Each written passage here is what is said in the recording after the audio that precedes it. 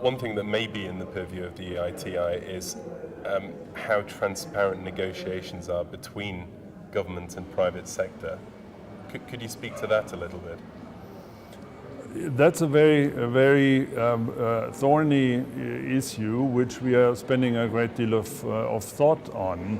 Also, often it is the company or the government with whom the company is negotiating, or both, that have an interest in lack of transparency. Yes. So pushing in the direction of transparency is not an easy task. But we are happy that the transparency of contracts is at least recommended already at this stage by the EITI.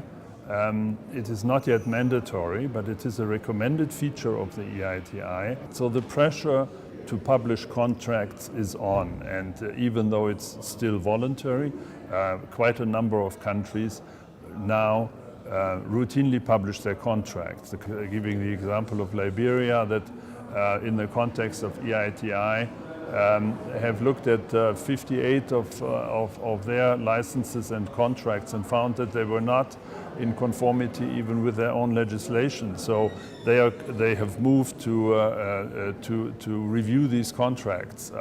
So that's definitely a move in the right direction, even short of universal compulsory disclosure of extractive contracts. And is this something then that the international donor community or international community at large should be looking at, actually making this transparency initiative or this type of transparency initiative compulsory? We are very happy about tremendous support that the EITI is receiving from the donor community. There's a whole category of membership called the supporting country.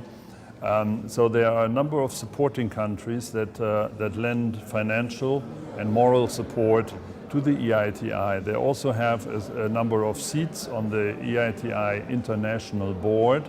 So we have no complaint about lack of donor support.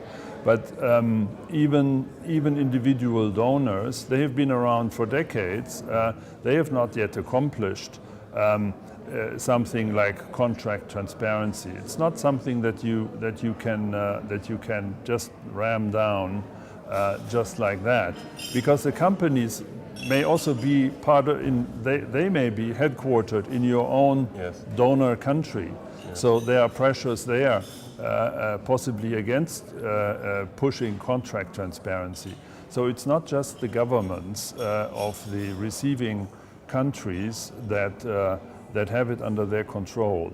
So this initiative of contract transparency is well placed in a multi-stakeholder organization like the EITI, and we are making progress in that direction.